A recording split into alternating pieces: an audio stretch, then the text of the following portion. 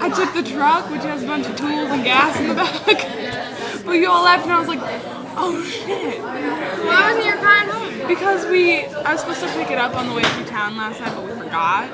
So then I was like, oh mom, I'll just ride with you or Shelby to school. Well, mom must have forgot, and I forgot to tell you, so everyone left me, and I was like, I'll drive the truck. I'll drive the truck, I guess. What's in the back? Like, there's a gas can, and I think there's a bunch of tools. Mom said you could, We're lucky there's not wood in there. Yeah, true that. It might be diesel, though.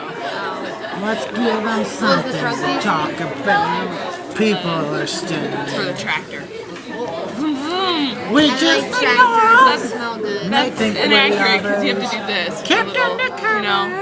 With the I've never driven a car. Well, there's like the acceleration is like this little handle that you have to just take. It's super sensitive. No, give them a little mystery. That was just my favorite. I don't know that song. How about I just like sitting there because it's bumpy. It's like, shut up. Yeah, Bryson, you're kind of annoying.